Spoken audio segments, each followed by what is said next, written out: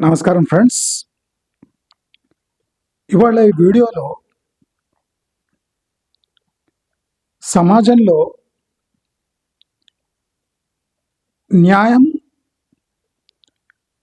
అన్యాయంగా మారితే దాని పరిణామాలు ఎలా ఉంటాయి, అదే కాకుండా ఒక్కొక్కరికి ఒక్కో న్యాయం అనే కాన్సెప్ట్ సొసైటీలో సక్సెస్ఫుల్ అయితే పరిస్థితులు ఎలా మారుతాయి అంటే ఇది దారుణమైన సిచ్యువేషన్. ప్రాక్టికలీ మనం ఇలాగే ఇగ్నోర్ చేసుకుంటూ పోతే ఇది ఒక పెద్ద మహమ్మారిగా మారిపోతుంది.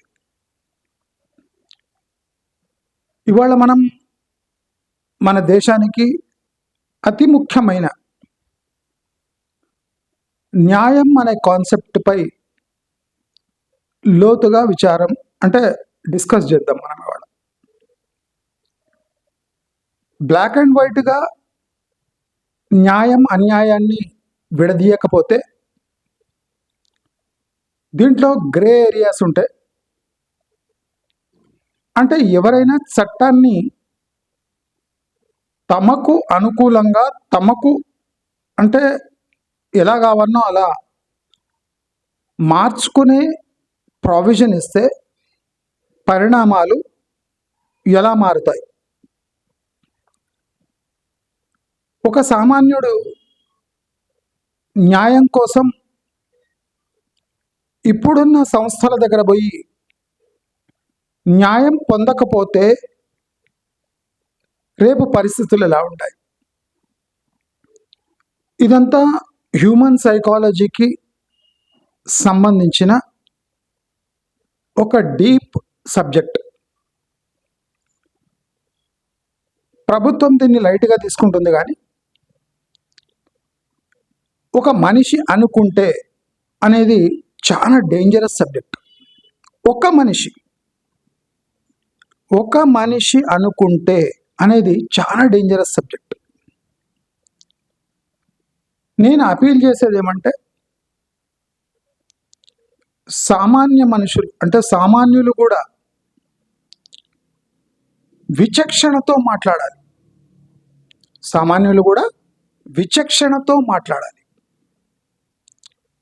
అన్యాయాన్ని న్యాయపరంగా అయినంత న్యాయపరంగా ఎదుర్కోవాలి. న్యాయం కోసం పోతే అన్యాయం అవుతుంటే దానిపై తీవ్రంగా పోరాడాలి. ఎదుటి వ్యక్తి నుంచి వచ్చే రెస్పాన్స్ని బట్టి మన ప్రవర్తన ఉండాలి. ఇవన్నీ మానవ సొసైటీలో ఉండే పౌరులకు ఉండవలసిన ముఖ్య లక్షణాలు. మరి ప్రభుత్వాలు, పోలీస్ శాఖ, ఇతరత్ర ప్రభుత్వ శాఖలు ఇక్కడ అన్యాయం జరుగుతుంటే మరి వీటిని ఎలా ట్యాకిల్ చేయాలి? సామాజిక పరంగా, రాజకీయ పరంగా మనం వీటిని ఎలా ఎదుర్కోవాలి అనేదే పెద్ద సవాలుగా మారింది. దేశంలో న్యాయం పొందాలి అంటే న్యాయం గురించి తెలిసి ఉండాలి. న్యాయం గురించి బేసిక్ నాలెడ్జ్ లేకపోతే మోసపోయే అన్ని సూచనలు భారతదేశంలో ఉన్నాయి. కనుకనే ఎడ్యుకేషన్ పొందాలి అని అంటారు. ఎందుకంటే ఎడ్యుకేషన్ వల్ల మన బేసిక్ రైట్స్ మనము కాపాడుకునే వీలుంది కనుక మనము ఎడ్యుకేషన్ పొందాలి అంటారు. అంతేగాని ఎవరిపై వాళ్ళపై పోరాడడానికి ఎడ్యుకేషన్ కాదండి. ఎడ్యుకేషన్ ఎందుకంటే విచక్షణ జ్ఞానం మనకు ఉండాలి అని మనకు ఎడ్యుకేషన్ కావాలి అనుకుంటాం. అయితే మనము ఇవాళ కేస్ బై కేస్ ఇలా అన్యాయాలు జరుగుతుంటే రేపు పరిస్థితులు ఎలా మారవచ్చు అనేది మనము కేస్ బై కేస్ ఎగ్జాంపుల్ తీసుకుందాం. ఇప్పుడు ఫ్రెష్ కేసు ఏమంటే ఇవాళనే ఒక పోస్కో కేసులో అభియోగాలు ఫేస్ చేస్తున్న ఒక వ్యక్తి, నిందితుడు కాదండి, చాలా మంది నిందితుడు అంటున్నారు, కాదు. పోస్కో కేసులో అభియోగాలు ఎదుర్కొంటున్న ఒక వ్యక్తి బెయిల్ మీద బయటకు వచ్చి, అంటే సర్టన్ కండిషన్స్ పెడితే దాన్ని ఒప్పుకొని బయటికి వచ్చి విచక్షణ లేకుండా 6 మంది పౌరుల ప్రాణాలు తీసేశారు. విచక్షణ లేకుండా గుంపు గుత్తగా 6 మందిని నరికేశాడు. ఇది ఇప్పుడు తెలంగాణలో ఒక పెద్ద కేసు. అయితే అందరూ ఆ నిందితుడి కోసం గాలిస్తున్నాం, నిందితుడిని పట్టుకుంటాం, 7 టీంలు, 7 కాదు, ఒక మనిషి అనుకుంటే 100 టీంలు వచ్చినా వాళ్ళని పట్టుకోలేరు. మనిషి అనుకుంటే, తీర్మానం చేసుకుంటే. అసలు ఈ వ్యక్తి ఇలా ఎందుకు ప్రవర్తించాడు? ఇప్పుడు అందరూ ఆయన సైకో సైకో సైకో అంటున్నారు. నా ప్రకారం ఆయన సైకో కాదు. బాగా తెలివిని, విచక్షణ ఉపయోగించి 6 మందిని హతమార్చాడు. హతమార్చడం తప్పు. హతమార్చడం 100% ఇల్లీగల్, ఇమ్మారల్, 2. ఎందుకంటే ఆ హత్య గావించబడ్డ పిల్లలు కూడా ఉన్నారు కొంతమంది. వాళ్ళకి ఏం తెలియదు కదా ఈ కేసు గురించి. అసలు దాంట్లో పెద్దవాళ్ళకు కూడా కొంతమంది కేసు దాని గురించే తెలిసి ఉండదు, దాని తీవ్రత గురించి తెలిసి ఉండదు. కానీ వాళ్ళను హత్య చేసేసిండు. That is totally illegal and immoral. ఆయన చేసింది 100% తప్పు. కానీ ఆ వ్యక్తిని సైకో అనడం కూడా తప్పు. ఇప్పుడు మనం పోస్కో కేసు తీసుకుందాం. బండి భగీరథ్ పోస్కో కేసు ఎదుర్కొంటున్నాడు. ఈ వ్యక్తి కూడా పోస్కో కేసు ఎదుర్కొంటున్నాడు. ఖానాపూర్ ఇద్దరు ఎదుర్కొంటారు. ఇద్దరిలో డిఫరెన్స్ ఏముంది? ఒక ఆయన రాజకీయ వ్యక్తి యొక్క కుమారుడు, దానికోసం హైలైట్ అయిపోయాడు. ఆయన డబ్బు ఖర్చు పెట్టి బయటకు వస్తాడు అని ఒక అపవాదం కూడా ఎదుర్కొన్నాడు. కానీ ఖానాపూర్ వ్యక్తి అంత పాపులర్ క్యాండిడేట్ కాదు. ఈ రాజకీయ దీంతో వీళ్ళకి లింక్ లేదు. అయితే ఈ పోస్కో కేసు చాలా డైరెక్ట్ కేసు. అంటే 17 ఏళ్ల బాలికాట. ఇప్పుడు ఈ లాస్ట్ టైం బండి భగీరథ్ కూడా 17 years ప్లస్ ఏజ్ ఉంది ఆ అమ్మాయిది. అంటే మన న్యాయ వ్యవస్థలో ఇంకా 18 yearsకి చాలా ఇంపార్టెన్స్ ఉంది. కానీ ప్రాక్టికల్ సమాజంలో చూస్తే పిల్లలు 14-15 ఏళ్లకే మేజర్లా ప్రవర్తిస్తున్నారు. అంటే ప్రవర్తనలో మార్పు, తమ బాడీలో మార్పు, ఇది గవర్నమెంట్ టోటల్ ఇగ్నోర్ చేస్తుంది. 8వ క్లాస్ పిల్లగాడు 12వ క్లాస్ ఇంటర్ చదువుతున్న పిల్లతో పారిపోయాడు మొన్న. 8వ క్లాస్ పిల్లగాడు ఆంధ్రాలో 12వ క్లాస్ పిల్లతో పారిపోయాడు. ఇంటర్ పిల్లతో 8వ క్లాస్ పిల్లగాడు పారిపోయాడు. ఈ కేసు ఏం చేస్తారు? ఎవరికి శిక్ష చేస్తారు? అసలు 17 ఏళ్ళు అనేది ఏం ప్రామాణికం? అది దీంట్లో ఆ మేజర్గా ఉన్న వ్యక్తి తప్పే ఉంటుందా? ఎప్పుడు ఈ 17 ఏళ్ల బాలిక తప్పేముండదా? ఫస్ట్ ఆమోదించి తర్వాత తిరస్కరించి, లేదా 17 ఏళ్ల బాలికనే మోసం చేస్తే, 17 ఏళ్ల బాలికనే ప్రేమించి మోసం చేసింది అనుకోండి, తిరిగి పోస్కో కేసు పెట్టింది. దీంట్లో తప్పెవరిది? ఎప్పుడు మగవాళ్ళ తప్పేనా? ఇప్పుడు ఈయన ఈ 6 హత్యలు చేసి ఆయన సైకో అయిపోయాడు. ఎందుకు అయిపోయాడు? విచక్షణ లేకుండా 6 మందిని చంపేసినందుకు సైకో అన్నారు. ప్రాక్టికల్ ఆయన సైకోనా? ఆలోచిద్దాం. అంటే ఈ కేసు కాకముందు ఆయన సైకోనా? ఈ పోస్కో కేసు ఎదుర్కొనే ముందు ఆ వ్యక్తి సైకోనా? ఆ వ్యక్తి జాడలు లేవు. ఈ పోస్కో కేసులో జైలు శిక్ష అనుభవించి బెయిల్పై బయటికి వచ్చి ఈ కార్యక్రమం చేశాడు. ఎందుకు చేసి ఉంటాడు? ఫర్ ఎగ్జాంపుల్ చెప్తున్నా, ఒక నార్మల్ పర్సన్ చెప్తున్నా. దీంట్లో తప్పెవరిది అని ఇంకా తేలని లేదు, అప్పుడే జైలు శిక్ష ఆయనకు. ఈ పోస్కో కేసులో ఇప్పుడు బండి భగీరథ కూడా అంతే, తేలక ముందునే శిక్ష. అంటే కేసు ప్రూవ్ కాకముందునే ఆయన జైల్లో ఉండాలి, రెండో మాట లేదు. ఇన్వెస్టిగేషన్ లేకుండానే ఆయన జైల్లో వేయాలి. ఇది లా. ఇలాంటి లాస్ వచ్చినప్పుడే సొసైటీలో ప్రమాదాలు ఎక్కువైతాయి. ఇప్పుడు 17 ఏళ్ళు దాటినా లేదా 16 ఉన్నా 15 ఉన్నా ఎవరైనా ఎవరిపైన కేసు వేయచ్చు. టీచర్లపై కేసులు వేసుకోవచ్చు. ఇప్పుడు 10th ఎవడైనా కేసులు వేసుకోవచ్చు. ఇంటర్ వరకు ఏ బాలిక అయినా లెక్చరర్ మీద వేసుకోవచ్చు, పక్కన అంకుల్ పై వేసుకోవచ్చు, ఎవరిపైన వేసుకోవచ్చు పోస్కో కేసు. విచారణ లేకుండా లోపలేసేస్తారు. తూతు మంత్రంగా విచారణ చేసి ఫస్ట్ లోపలేస్తారు, ఆ తర్వాత మాట్లాడతారు. ఈ లోపలేసినప్పుడు ఆయన పడే మనస్తాపం, ఆయన తప్పులేదనుకోండి, ఆయన పడే మనస్తాపం ప్రతి సాధారణ పౌరుణ్ణి సైకోగా మారుస్తుంది. చెయ్యని తప్పుకు అంటే శిక్ష పడకన్నా ముందు జైలు జీవితం ప్రతి నార్మల్ పర్సన్ని సైకోగా మార్చే ప్రమాదం ఉంది. తిక్క రేగిపోతుంది వాడికి. తప్పు చేయకుంటే, తప్పు చేస్తుంటే శిక్ష కంపల్సరీ, తప్పు చేయకుంటే జైల్లో ఉండొస్తే కసి పెరగదా? పెరుగుతుంది. నువ్వు 7 టీంలు వేసుకో, 50 టీంలు వేసుకో, మనిషి డిసైడ్ కావద్దు. అది అతి ప్రమాదకరం. ఏమంటే మనిషి బుర్రలో ఒక్కసారి తల తిరిగిందా, ఎందుకంటే పోలీస్ వ్యవస్థ కూడా మనుషుల ద్వారానే అడ్మినిస్ట్రేట్ చేయబోతుంది కదా. ఇప్పుడు వీడు డిసైడ్ అయిపోయాడు, నా ప్రాణం ముఖ్యం కాదు, నేను ఏమైనా చేయగలనంటే ఎవడు ఏం ఆపలేడు, ఎవడు ఏం చేయలేడు. ఇప్పుడు పోలీస్ తప్పు అంటారు కదా, ధర్నాలు చేస్తున్నారు కదా రోడ్డు మీద, అది కూడా తప్పే. పోలీసు ఒక న్యాయ వ్యవస్థ రూల్స్ ప్రకారం ఆయన కోర్టుకు పోయిండు, బెయిల్ తెచ్చుకున్నాడు. పోలీసులు తప్పేముంది? పోలీసులకు మళ్ళీ కంప్లైంట్ వస్తే అప్పుడు పోలీసులు యాక్షన్ తీసుకుంటారు. నువ్వు బెయిల్ మీద వచ్చి బెయిల్ కండిషన్స్ నువ్వు రద్దు చేసినావు కనుక నిన్ను మళ్ళీ కేసేసి లోపలేస్తామని మళ్ళీ వేస్తాం.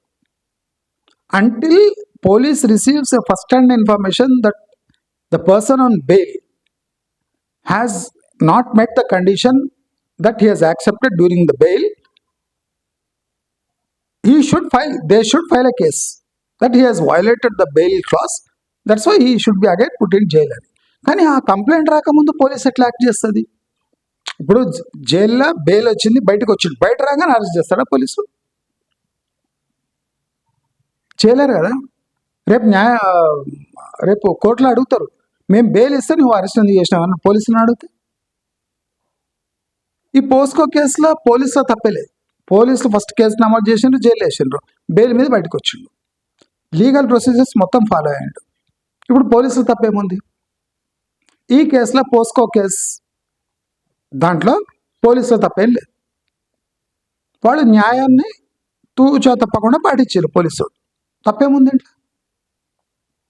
అసలు పోలీసు వాళ్ళ ప్రమేయమే లేదు ఇంట్లో. నన్ను అడిగితే పోలీసు వాళ్ళు ఏం చేస్తారు? బెయిల్ వచ్చింది, కోర్టు నుంచి బెయిల్ వచ్చింది, పోలీసు వాళ్ళు ఏం చేస్తారు? ఆ బెయిల్ క్యాండిడేట్ అని నోట్ చేసుకొని పెట్టుకుంటారు. బెయిల్ కండిషన్ వయలేట్ చేసినట్టు కంప్లైంట్ వస్తే మళ్ళీ అరెస్ట్ చేసి లోపలేస్తారు, మళ్ళీ న్యాయ వ్యవస్థకు పోయి అక్కడి నుంచి మళ్ళీ జైలుకు పంపిస్తారు. ఇది పోలీస్ ప్రొసీజర్. పోలీసులో తప్పేముంది ఇట్లా? ఇటు పోలీసులో తప్పు లేదు, కేసు తీవ్రత తప్పుంది. అసలు వీడు చేసిన తప్పేమి, దానికి జైలు శిక్ష అర్హుడా? మరి బెయిల్ మీద వచ్చి అంత కసిగా ఎందుకు మారాడు? ఇది psychology case, human psychology case ఇది పోలీసులో తప్పు లేదు, న్యాయ వ్యవస్థ తప్పు లేదు. ఈవెన్ ఈ పేరెంట్స్ కంప్లైంట్ కూడా సేఫ్టీకి ఇచ్చిండొచ్చు, ఈ అమ్మాయిని సతాయించినందుకు పోస్కో కేసు వేసి ఉండొచ్చు. కానీ తీవ్రత ఎలా మారిపోయింది? ఆ వ్యక్తి సైకోగా ఎందుకు మారాడు? ఇవాళ ఆ వ్యక్తి ఆత్మహత్య చేసుకున్నట్టు కొంత వస్తుంది, ఎక్కడో రైలు పట్రీల మీద శవమై తేలిండి అని వడేస్తున్నాడు. అది ఎంత న్యాయమో ధర్మమో మనకు తెలియదు, కరెక్టో తెలియదు.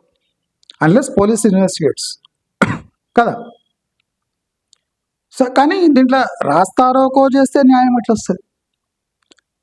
ఒక వ్యక్తి వచ్చి 6 మందిని నరికేసి ఆత్మహత్య చేసుకున్నాడు అనుకోండి, కేసు క్లోజ్. వాళ్ళ అమ్మ నాయననైతే దోషులుగా నిలబెట్టలేం కదా, వాడు ఎవడు చంపినవాడు అంటే కేసు క్లోజ్. 6 మందిని చంపి వాడు ఆత్మహత్య చేసుకుంటే కేసు క్లోజ్. అంటే ఇక్కడ ఎక్కడనో తేడా ఉంది. ఈ కేసు ఫైల్ చేసే దాంట్లోనూ తేడా ఉంది. అంటే వాడికి కసి పెరిగిపోయింది. నేను ఇంత పెద్ద తప్పు చేశాను, నాకు జైల్లో వేసి అంత తప్పే నేనేం చేసినా అనుకుండొచ్చు వాడు. ఆ కేసు అట్లనే ఉండొచ్చు. ఇప్పుడు సింపుల్ హెరాస్మెంట్ కేసుని పాస్కో కేసుగా మార్చేస్తే పరిణామాలు ఇట్లనే ఉంటాయి. అంటే మనం ఏమో అనుకుంటున్నాం, వాడు దుర్మార్గుడు, వీడు సైకో. ఏ మనిషి ఎప్పుడు ఎట్లా మారుతాడో తెలియదు. హ్యూమన్ సైకాలజీ ఇది, హ్యూమన్ సైకాలజీ కేసు ఇది. న్యాయము ధర్మము ఇవి కాదు. ఒక మనిషి తనపై జరిగిన అన్యాయాన్ని ఎలా పరిగణిస్తున్నాడు అనేది ఈ పోస్కో కేసు యొక్క ముఖ్య థింగ్. ఇప్పుడు రాజకీయాలంతా వచ్చి వీడెక్కడ కనిపిస్తుంది చూడండి, వీడెక్కడ, ఎవడు ఏం చేయలేడు. ఇప్పుడు ఏం చేయలేడు, వాడు ఆత్మహత్య చేసుకుంటే ఏం చేస్తారు? పోలీసు కూడా తెస్తారు, పోస్ట్ మార్టం చేస్తారు, కేసు క్లోజ్ అంటారు. 6 మందిని చంపింది వానికి ఏమైనా ఉరి శిక్షనే. వాడు ఎట్లనే పోయేటోడే, ఎట్లా పోతేమో అని వాడు అట్లా పోతాడు. ఏం చేస్తారు? కనుక ప్రతి ఒక్క న్యాయంలో ఇన్వెస్టిగేషన్ లేకుండా అరెస్టులు అనేది ఒకరి చేతికి విచక్షణ ఇచ్చినట్టు అయిపోతుంది. న్యాయం అనే ఒక చట్టం తెచ్చి ఒకరి చేతికి విచక్షణ ఇస్తే కేసులు ఇట్లా ఫైల్ అవుతాయి. కేసులు ఇట్లా ఫైల్ అయితే న్యాయం అలా జరుగుతుంది. న్యాయం అలా జరిగితే ప్రతి న్యాయం ఇలా జరుగుతుంది. ఇప్పుడు 17 ఏళ్ల బాలికపై పోస్కో కేసు, అదే అక్కడ టాలీ అయిపోయింది వాడి మీద. వాడేం చేసిండు? సంబంధం లేని వాళ్ళని హత్య చేసేసాడు. వాడిని కసి. ఇప్పుడు ఏం చేస్తారు? కేసు క్లోజ్ చేస్తారు. వాడికి చచ్చిపోతే ట్రాక్ దగ్గర వాడిని ఆత్మహత్య చేసుకుంటే కేసు క్లోజ్. ఇది ఒక కేసుగా నిలిచిపోతుంది. కానీ నేను బండి భగీరథ్ కేసు దగ్గరనే చెప్పినాను, ఇటువంటి కేసులు విపరీతంగా నమోదు చేస్తారు. ఎవరినైనా లోపలేయచ్చు దెబ్బ, కానీ ఎవడైనా ప్రేమించని కేసులు, పారిపోయిన కేసులు మొత్తం పోస్కో కేసులు అయితే. ఇప్పుడు 498A అనే ఒక కేసు ఉండే, ఇప్పుడు అది పీక్ వచ్చేసింది. కోడలు కంప్లైంట్ చేస్తే ఆమె కట్నం ఉండని కట్నం లేకపోని 498A కింద కట్నం వేధింపులు అని ఒక కేసు నమోదు చేస్తే భర్త ఫ్యామిలీ మెంబర్స్ని ఎవరెవరైనా పేరు తీసుకుంటే వాళ్ళ లోపలేసేయచ్చు. దాంట్లో ఏం ఇన్వెస్టిగేషన్ అనేది ఏముండదు. పేరు తీసుకుంది ఆమె లోపలే, వాళ్ళని అందరిని లోపలేసి. కొంతమంది 80-90 చేరిన వికలాంగులైన అత్త మామలను కూడా లోపలేసిన శిక్షలు ఉన్నాయి, సందర్భాలు ఉన్నాయి. వానికి ఏం తెలియదు. వాళ్ళ ఎక్కడో వేరే ఊర్లో ఉంటున్నారు, కానీ ఆమె పేరు రాసేసింది. అత్త, మామ, తోటికోడలు, బావ, ఎవరి పేరు రాస్తే వాడిని. ఇంకా వాళ్ళ చిన్న పిల్లలు, ఇంకా ఎల్కేజీ యూకేజీ పిల్లలు రాస్తే కూడా లోపల వేసేస్తారేమో. అంటే అంత దారుణం ఇప్పటివరకు జరగలే. అత్త, మామని, తోడికోడల్ని, అల్లుడిని అందరు లోపలేసారు. అసలు కేసే తెలియదు వాళ్ళకు. ఎందుకంటే 498A కింద నమోదైంది కనుక లోపలేసేసారు. అది ఇప్పుడు ఏమైంది, పీక్ స్టేజ్కి వచ్చి అన్ని ఫాల్స్ కేసెస్ నమోదవుతున్నాయి.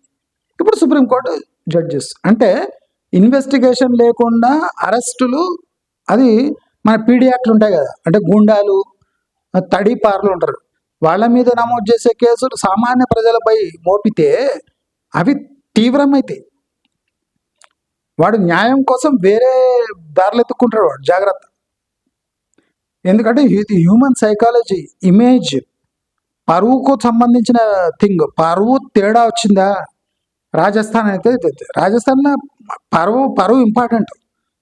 పరువు కోసం ఏమైనా చేస్తారు. అలాంటి సందర్భాల్లో చాలా సెన్సిటివ్గా ఉండాలి. కేసు నమోదు చేస్తే 498 ఏమైంది, కోడలు వచ్చి అడ్డమైన కేసు ఏదో నమోదు చేస్తే అందరిని లోపలేస్తావా? వాడు రెప్యుటేషన్ ఏం కావాలి? వాడు దోమలు కట్టుకుంటా వాడు లోపల ఎందుకు ఉండాలి? అది తప్పుడు కేసు అయితే మళ్ళీ ఈ కోడల్ని లోపలేసి ఉతికేయాలి. ఉతికిర్రా ఎవరినైనా? ఏదైనా కోడల్ని తప్పు కేసు చేసినందుకు కేసు కొట్టేసాను కానీ ఆమె లోపలేసి ఎత్తుకోలేదు. ఎందుకు ఎత్తుకోలేదు? ఎందుకు లేదు న్యాయంలో అట్లా? కోడలికో న్యాయము, అత్తమామకో న్యాయమా? ఫాల్స్ కేసు ఎవడన్నా నమోదు చేసుకోవచ్చా? ఇన్వెస్టిగేషన్ లేకుండా ఎందుకు వస్తారు లోపలికి? అదేం సెక్షన్? అందుకోసం అట్లా అయింది. ఎవడంటే వాడికి ఏ కోడలంటే ఆ కోడలు వచ్చింది, కేసు నమోదు వేసేసింది. ఆస్తి ఏమంటే ఇవ్వకపోతే కూడా 498 కేసుకి వేసేసింది. తల తిరిగిన అత్త మామ అయితే ఏం చేస్తారు తెలుసు కదా మీకు. కొంతమంది చేస్తారు కూడా 498 కేసు కింద విచక్షణ లేకుండా లోపల వేసేస్తే బయటకు వచ్చి ఏం చేయాలో అది చేశారు. న్యాయం జరగకుంటే ప్రజలు వేరే రూట్ ఎంచుకుంటారు. ఇవాళ హైడ్రా రంగనాథ్ ఏమంటుండు? పేదలు FTLలో కట్టుకుంటే కూడా ప్రభుత్వం ముట్టుకోదు. ఏం భయ ఇది? నువ్వు రాజకీయ వ్యక్తివే, ఒక హైడ్రా యొక్క కమిషనర్వే? పేదలు FTLలో కట్టుకుంటే జోలికి రాయట. ఇప్పుడు నేనే చిన్న బట్టలు వేసుకుపోయి FTLలో ఒక ఇల్లు కట్టేస్తాను, ముట్టుకోవద్దు అంటే తెల్ల రేషన్ కార్డు ఉండి FTLలో ఇల్లు కట్టుకుంటే నువ్వు ముట్టుకోవా? పేదలు అంటే ఎవరు? భూమి కబ్జా చేసేటోళ్ళు బిల్డర్లను టార్గెట్ చేస్తుండట. పేదలు FTLలో ఇల్లు కట్టుకున్నా పర్వాలేదట. ఈయన రాజకీయ వ్యక్తియా, కమిషనరా, హైడ్రా కమిషనరా? అంటే ఈయన విచక్షణకు వదిలేయాలి. ఫాతిమా కాలేజ్ FTLలో లేదు అంటే రంగనాథ్ కరెక్టే, అది చెరువు నడుబొడ్డులో కనిపిస్తుంది. న్యాయస్థానమే చీతు అన్నది వాడిని. అరే యూజ్లెస్ ఫెలో, లేక్ సెంటర్లో కడితే నువ్వు నీటిపారుదల శాఖ వాళ్ళు FTLలో లేదంటారు. ఇదేంద్రా ఇది? కోర్టుకు కూడా వచ్చిండ్రా, అఫిడవిట్ కూడా ఫైల్ చేస్తారు, సిగ్గు లేదా అంటే మళ్ళీ వాపస్ పోయారు. విచక్షణ ఒకని చేతికి ఇస్తే వాడు ఎట్లా దుర్వినియోగం చేస్తాడు. ఇది FTL Fatima college best example. రేపు అందరూ అదే అంటారు. వానికి విచక్షణ ఇచ్చినప్పుడు నాకెందుకు ఇవ్వవు? ఇప్పుడు పెద్ద పెద్ద వాళ్ళు భూ కబ్జా చేస్తే FTL చేస్తే అది తప్పట. పేదవాడు FTLలో ఇల్లు కట్టుకున్నా పర్వాలేదట. ఎప్పటి నుంచో కట్టుకొని ఉంటున్నట FTLలో, కనుక తప్పు లేదట. న్యాయానికి ఇఫ్ బట్స్ ఎట్లుంటాయి? పేదరికము, పైసలు ఉన్నవాడికి వేరే వేరే న్యాయం ఉంటుందా? ఇప్పుడు బండి భాగీరథ ఒక 5 కోట్లు ఇస్తే విడుదల చేస్తారా? లేదు కదా. న్యాయం ప్రకారం పోతుంది. IPC, CRPC ఈ లాస్ ప్రకారం కోర్ట్స్ జడ్జ్మెంట్ ఇస్తే కానీ నీ దగ్గర 5 కోట్లు ఉందా, 10 కోట్లు ఉందా అంటే అంటారు, ఓ మన పైసలు ఇచ్చి ఉన్నోడు ఎట్లనే బయటికి వెళ్తాడని. బెయిల్ అమౌంట్ ఇస్తుండొచ్చు, కానీ న్యాయం న్యాయమే కదా. ఇక్కడ పేదోడు FTLలో కట్టుకుంటే మేము ప్రభుత్వం ఏం చేయదు. ఇప్పుడు బిల్డర్ కూడా పేదోడు వేషం వేసుకొని అక్కడ ఒక బిల్డింగ్ కడతాడు. నేను పేదోడిని అంటే బయట రేషన్ కార్డు చూపిస్తాను, ఏం చేస్తాం? ఒకడు సింగిల్ స్టోరీ బిల్డింగ్ వచ్చి కిరాయికి ఇచ్చుకుంటాడు FTLలో, ఏం చేస్తావు? ఏం చేస్తావు? రేపు నీ మాటలు నమ్మి పేదల జోలికి ప్రభుత్వం రాదు అని నీవు చెప్తావు కదా, రేపు FTLలో అందరు ఇల్లు కట్టుకుంటారు. రంగనాథ్ వీడియో చూపిస్తారు, చూడు పేదల జోలికి రానున్నాడు, రావద్దు అంటాడు, ఏం చేస్తారు? అంటే స్టేట్మెంట్ ఇచ్చేటప్పుడు చాలా జాగ్రత్తగా ఇవ్వాలి, చాలా జాగ్రత్తగా ఇవ్వాలి. అసలు ఏజ్ అనేది ఇప్పటి కాలంలో చాలా ముఖ్యం. పిల్లలు కూడా 14 to 18 years మధ్యలో చాలా మెచ్యూర్ అయిపోతున్నారు. పిల్లలకు తెలవకుండా అన్నీ చేసి ఆన్లైన్ ఆర్డర్ చేస్తున్నారు, అప్లికేషన్లు నింపుకుంటున్నారు, అఫైర్స్ నడుస్తున్నాయి, ఇష్టమని చేస్తున్నారు. అగో 8th క్లాస్ పిల్లగాడు 12th క్లాస్ పిల్లలతో పారిపోయాడు. ఇక్కడ ఏం కేసు బుక్ చేస్తారు? కిడ్నాప్ కేసు బుక్ చేస్తారా? అమ్మాయిపై చేయాలి మళ్ళీ. ఆమె 12వ క్లాస్ అట, వీడు 8వ క్లాస్ అంటే వీడు మైనర్. కిడ్నాప్ కేసు బుక్ చేయాలి అమ్మాయిపై. చేసినరా? పారిపోయినరు అని చెప్పినారు అంతే. పారిపోవడం ఏంది? ఇది కిడ్నాప్ కేసు. 12 ఏళ్ల బాలిక 8 ఏళ్ల బాలుడిని కిడ్నాప్ చేసుకొని తీసుకుపోయింది. ఈ కేసు బుక్ చేయాలి. చేసినరా? చేస్తలేరు. ఎందుకంటే విచక్షణ ఉంది కనుక. విచక్షణ ఉంది కనుక. ఇప్పుడు హైడ్రాలో కూడా విచక్షణ ఉంది, ఫాతిమా ఎఫ్టీఎల్ లేదట. ఇదెక్కడ విచక్షణ?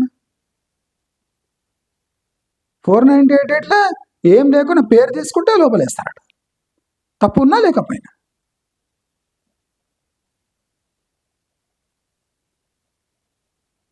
ఇదెక్కడ విచక్షణ? ఇలాంటివి జరిగినప్పుడే సొసైటీలో వ్యతిరేక భావనలు వస్తాయి. కాళేశ్వరం మీద ప్రెస్ మీట్ పెట్టి 1,00,000 కోట్లు గోదావరి పాలు చేసిండు, 1,00,000 కోట్లు ఇవ్వండి, ట్యాక్స్ పేయర్స్ మనీ ఇన్వెస్టిగేషన్ చెప్పి కేసీఆర్ని లోపలేయడానికి 2.5 ఏళ్ళు ఇది చేతులు వస్తలేవు.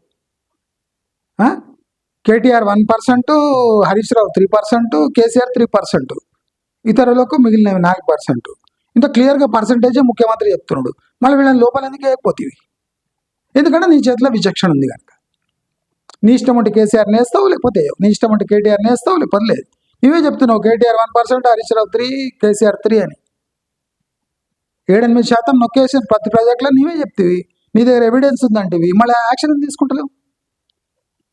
ఇది పబ్లిక్ ట్యాక్స్ పర్సన్స్ మనీ కదా, మరి ఇన్వెస్టిగేషన్ చెప్పి 6% తిన్నందుకు లోపలేయి, మేడిగడ్డ కొట్టుకుపోయినందుకు లోపలేయి, కాంట్రాక్టర్ని కూడా లోపలేయి.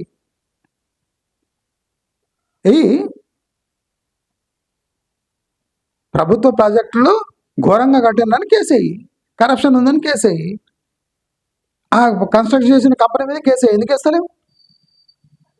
నిపుణుల కమిటీ ప్రకారం మేము దిద్దుబాటు చర్యలు తీసుకో. ఎందుకు తీసుకుంటున్నాం దిద్దుబాటు? ఫస్ట్ యాక్షన్ తీసుకో, యాక్షన్ తర్వాత దిద్దుబాటు చేసుకో. ఫస్ట్ కేసీఆర్, కేటీఆర్, హరీష్ రావు లోపలేసి తర్వాత కరెక్టివ్ యాక్షన్ తీసుకో. వాళ్ళనంతా బయట వచ్చి నువ్వు కరెక్టివ్ యాక్షన్ ఎందుకు తీసుకుంటారు? ఎందుకు తీసుకుంటారు సార్ మీరు?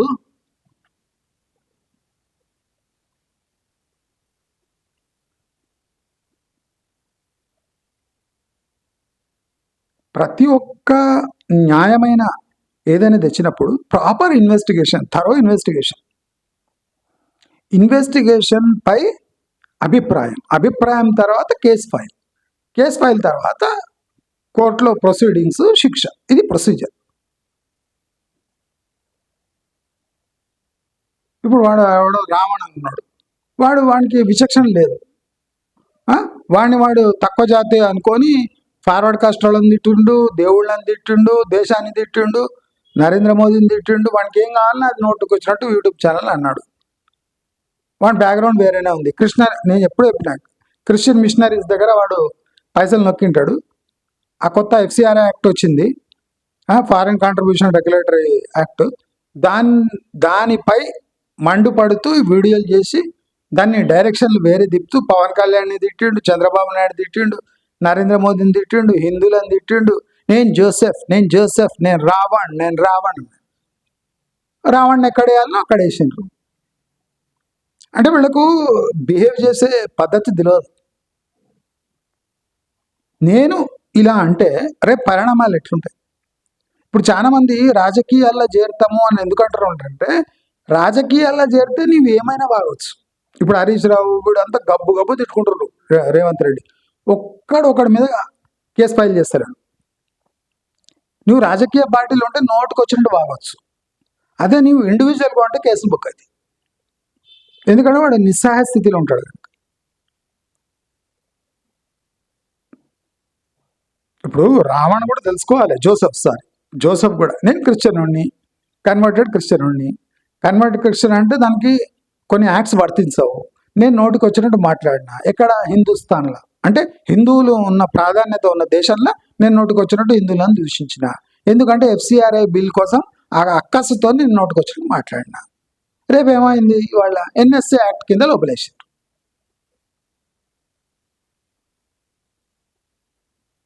అంటే మిషనరీస్ దగ్గర డబ్బులు తీసుకొని ప్రభుత్వానికి వ్యతిరేకంగా కుట్ర చేసిన లోపలేసారు. అయిపోయి ఏం దొరికే వానికి? ఈ దెబ్బకు రేంజర్ల రాజేషట వాడు కూడా నోట్లో వచ్చినట్టు మానాడు అక్కడిక్కడ పోయి ఎప్పుడు బాపనాళ్ళని తిడుతూనే ఉంటాడు.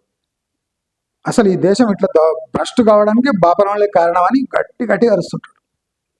కానీ ఒక్క కేసు ఫైల్ కాలేదు. వాడు నోటికి వచ్చినట్టు తిడతాడు బాపనాళ్ళని, ఏ కేసు ఫైల్ కాదు. ఎందుకంటే వాడు సర్టన్ కమ్యూనిటీకి చెందిన వ్యక్తి కనుక. ఇవాళ ఏమైంది, భయపడ్డాడు వాడు. ఎన్ఎస్సీ యాక్ట్ ఇంప్లిమెంట్ కాగానే భయపడ్డాడు. ఎందుకంటే వీళ్ళంతా మనం ఏం ఫెసిలిటీస్ ఇచ్చినా, ఎంత ఎడ్యుకేషన్ ఫ్రీ చేసినా, ఏంటి చేసినా వీళ్ళ బుర్రలు అంతే. దేశం మీద కూడా ఎగబడతారు. అంటే వాళ్ళ స్వార్థం కోసం. దేశము, ధర్మము, న్యాయము, రిలీజను, రాముడు లేడు, కృష్ణుడు లేడు, ఎవరి పైన అంటే వాడి పైన వాడదు. ఎందుకంటే వీళ్ళకి వచ్చిన ఆ ధైర్యం. ఎవడే బీకలేడు. నేను నోటికి వచ్చినట్టు వాగితే ఎవ్వడు ఏమని అని వచ్చి యూట్యూబ్ ఛానల్ తీసుకొని ఆన్ చేసుకొని వాడు రేంజర్ల రాజు చూడండి ఇట్లా మాట్లాడతాడు. నోరు తెరవంగానే బాపనోళ్ళ మీద ఎగురుతాం. బాపనోళ్ళు కూడా సిగ్గులేని కమ్యూనిటీ ఇది ఒకటి. మా కమ్యూనిటీ ఒక్కడికి బాపనోనికి ఏం చేస్తాం? మ్యాక్సిమం నాలాంటి వాడు ఇట్లానే మాట్లాడతాడు. కానీ ఎవరికి బాపనోళ్ళంతా తుస్తుగానులు, గుళ్ళల పోటీ, గోపుల పోటీ చేసుకుంటా ఆ వ్రతాలు ఇవి చేసుకొని న్యాయం జరుగుతుందని మేము దేవుణ్ణి ఆశిస్తున్నాం. ఇంతే బతుకు వీళ్ళేది. బాపనోళ్ళ బతుకు ఎంతేగా. చేత కాదు, పాడు కాదు, కొడుకులకు ధైర్యం లేదు, పాడలేదు. నేను దేవుణ్ణి ప్రార్థిస్తా, వీడికి శిక్ష పడేటట్టు దేవుణ్ణి ప్రార్థిస్తా, కలిస్తే వ్రతాలు కూడా చేస్తా.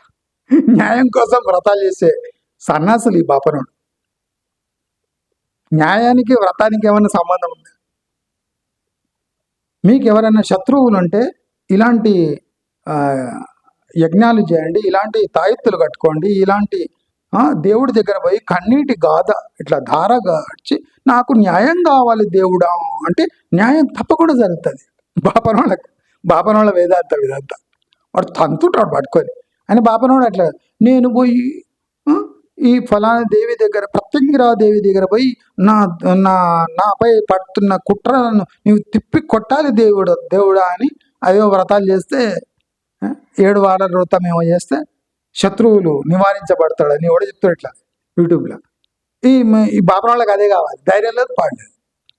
వ్రతాలు పట్టుకొని తిరగాలి, దేవుళ్ళని పట్టుకొని తిరగాలి. దేవుడు నవ్వుకుంటుంటా నా దగ్గరికి ఎందుకు వచ్చినావురా, పోయి ఎదుర్కోపో అంటే దమ్ము లేదు బాపనోళ్ళ.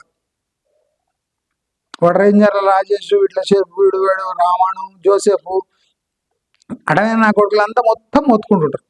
బాపనోళ్ళు ఇట్లే, బాపనోళ్ళ వల్ల సమాజం ఇట్లా అయింది. ఏ ఎవిడెన్స్ లేదు. 1 or 2% ఉంటారు బాపనోళ్ళు, వాళ్ళ మీదే వాడి ఏడుస్తాం. మానోళ్ళకైతే సిగ్గేలేదా, ధైర్యం లేదు. దేనిపైన ఈ బాపనోళ్ళు అంటున్నారు. ఎందుకు అంటున్నారు రా బాపనోళ్ళు? పోయి దేవుని ముందర ప్రార్థన చేసి దేవుడా నన్ను ఇట్లా తిట్టిండు, కావలిస్తే వానికి ఫ్రాక్చర్ చేయి, ఎట్లనే చేయి, వానికి ఎట్లా ఫ్రాక్చర్ అవుతుంది? వీడి భావన అంటే వీడి ప్రార్థన విని దేవుడు విని వీడికి బాపనోడికి న్యాయం చేస్తాడు.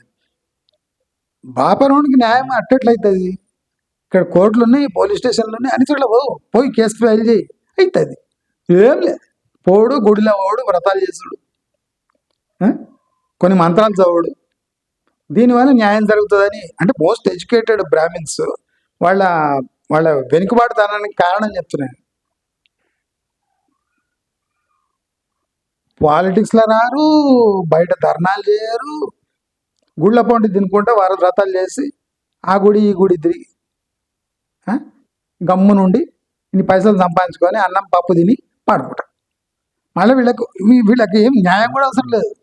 మీరు చూసి ఉండొచ్చు, ఎక్కడ బ్రాహ్మిన్స్ ధర్నా కూడా చేయరు. ఎందుకంటే వాళ్ళకి ఏమి దమ్ము లేదు, పాడలేదు. నాకు వాక్ దాటి ఉంది అంటారు. నాకు గరకపాటి నరసింహారావు తప్ప ఎవరికి దమ్మేలేదు.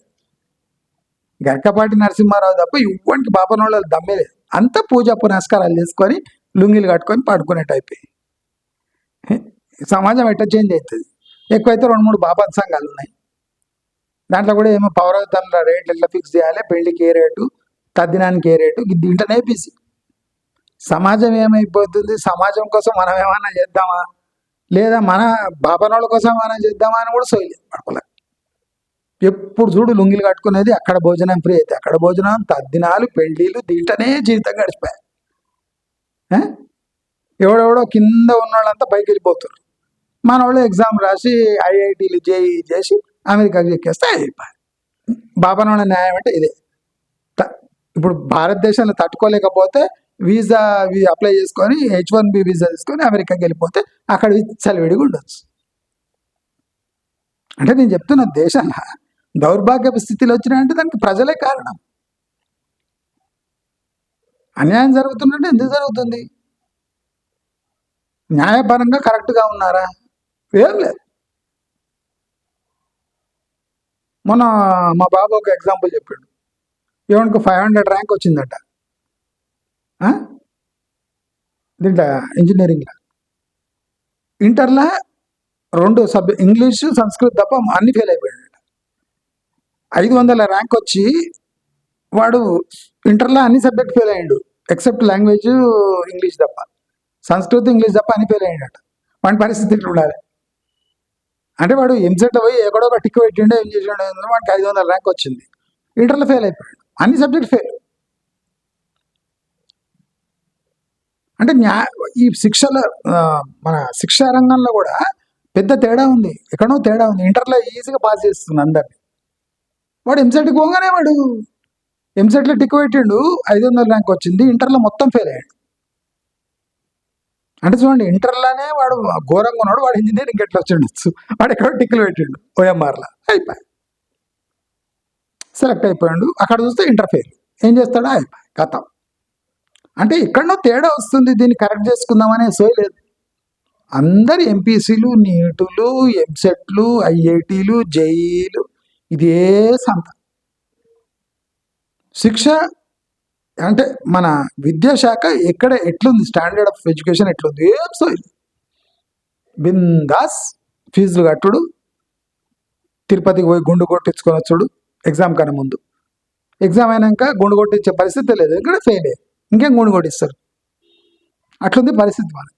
కాబట్టి మనం ఒకటి గుర్తుపెట్టుకోవాలి, న్యాయం అనేది బ్లాక్ అండ్ వైట్ ఉండాలి, దాన్ని ఒక్కరి విచక్షణకు వదిలేదు. విచక్షణకు వదిలేసామా ఆ న్యాయానికి విలువ ఉండదు. కాబట్టి న్యాయం భారతదేశంలో రాజ్యాంగం ప్రకారం నడుచుకోవాలి అందరు.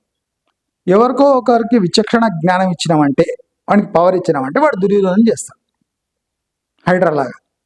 కాబట్టి అందరికీ న్యాయం సమాన తూకంలో సమానంగా ఉండాలి. అదే కాకుండా ఇన్వెస్టిగేషన్ లేకుండా శిక్షలు ఉండకూడదు, సామాన్య ప్రజలపై పీడీ యాక్ట్ లాంటివి ఉండకూడదు. తరో ఇన్వెస్టిగేషన్ తర్వాత శిక్ష పడితే ఎవరికైనా యాక్సెప్టబుల్. జస్ట్ యాక్ట్ ఉంది కదా అని వాడిని లోపలేసేస్తే వాళ్ళు మనిషి కాకుండా రావణుడు బయటికి వస్తాడు. వస్తే సమాజాన్ని అంతా ఒక్క దెబ్బల వాడేం చేయాలో చేసేసి వాడు కూడా పోతాడు, ఆ కేసు కూడా బంద్ అవుతుంది, సమాజానికి ఏ మెసేజ్ అందదు. కాబట్టి న్యాయాన్ని ఒకరి చేతిలో పెట్టకూడదు.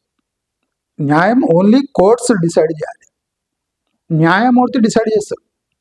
ఎవరంటే వాడికి పవర్ ఇచ్చేస్తే పరిస్థితి ఇట్లనే ఉంటుందని అందరికీ తెలియజేసుకుంటూ ప్రజలు కూడా మేల్కోవాలి.